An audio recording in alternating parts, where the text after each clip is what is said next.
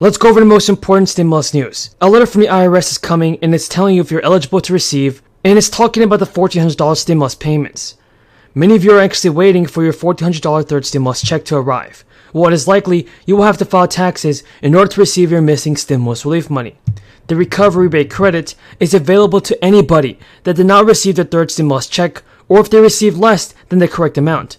It is important to remember that in order to claim the recovery rebate credit, individuals must file a 2021 tax return to claim the remaining stimulus money. For Regine, I want to say that because of the infrastructure bill, a few weeks ago we had an event, our Safe Streets initiative for San Francisco, so that it be safer for children and families. The money you could receive will either be in the form of a refund or tax reduction. The letter is expected to be arriving in mailboxes by the end of January, with 36 million households expected to receive it. And I know many of you are wondering why it is important to file taxes if you're missing stimulus money.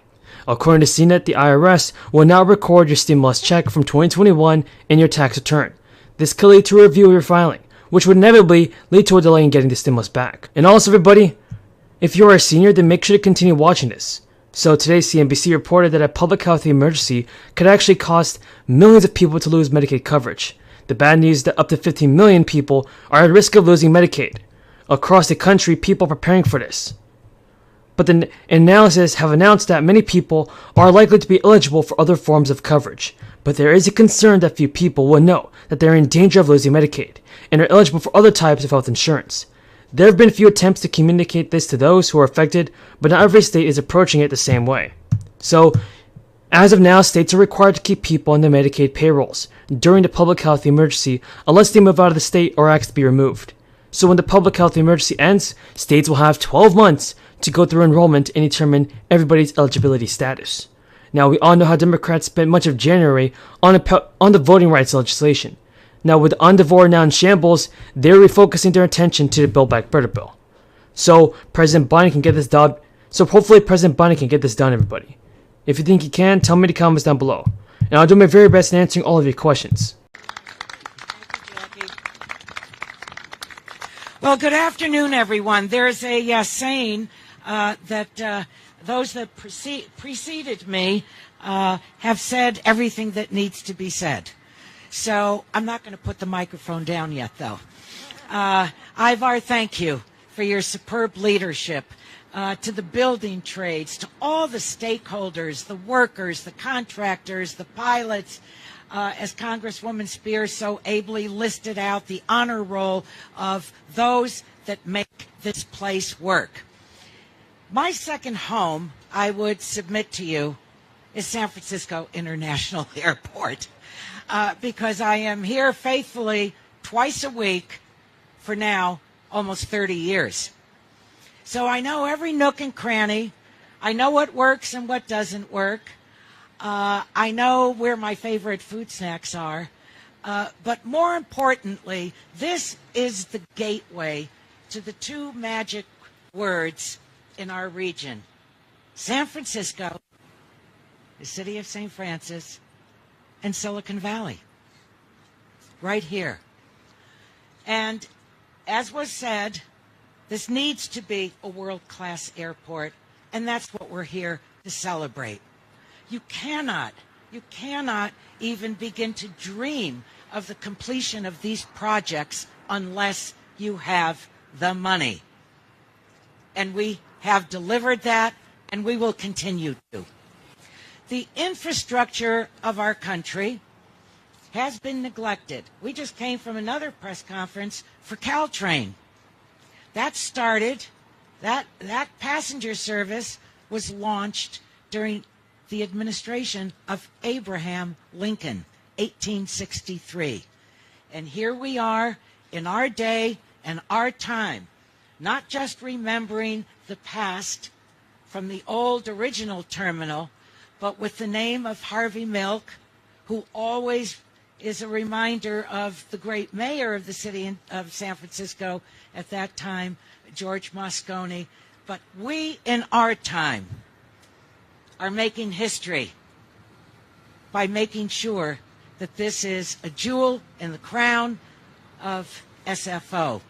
So I look forward to wandering around and For Regine, I want to say that because of the infrastructure bill, a few weeks ago we had an event, Versailles Streets Initiative, for San Francisco, so that it be safer for children and families to be outside. But with that, I'd like to take any questions. I did want to say, though, that listening to Jamie and the training that she received, and listening to Bart saying he worked with the tools, he knows the jobs, he knows the workers, he knows the territory. Congratulations and good luck to you in your leadership role. I hope that the challenges it presents doesn't make you long to get back to the tools, but maybe so. We'll see. We'll see. But I just want to say this about Jamie. In the Build Back Better legislation, which is really important, as I said, the president said, I will not confine my dream, vision for America to what we can accomplish just in a bipartisan way, even though we wish that could be more. It's about saving the planet and good green paying union jobs and saving the planet. But as regards directly to Jamie, it has in their legislation provisions that are transformative for women in the workforce. Frankly, for dads too, anyone who has responsibilities at home. Good, affordable, lowering the cost for child care, having universal pre-K, child tax credit, issues that relate to home health care. If you have a parent, a sibling, someone at home, even beyond being a child, who needs health care. So this says that we honor those workers who provide child care and home health care and the rest with the ability to get fair pay, hopefully to be unionized as well, and as well as the meeting the needs. But across the country, there are 45,000 bridges in poor condition. It's just simply unacceptable. That's why your governor and your members of Congress, your mayor, have been saying for years, we have to do something about this. I've talked about it every time I've come to Pittsburgh, and we finally got it done. A bipartisan infrastructure law, including the largest investment in our nation's bridges since the Eisenhower put together the interstate highway system. And I might add, this is the first time in the country's history that we dedicated national program to repair and upgrade bridges. It's about time. The governor can tell you we're giving state and local leaders historic funding to make national projects real.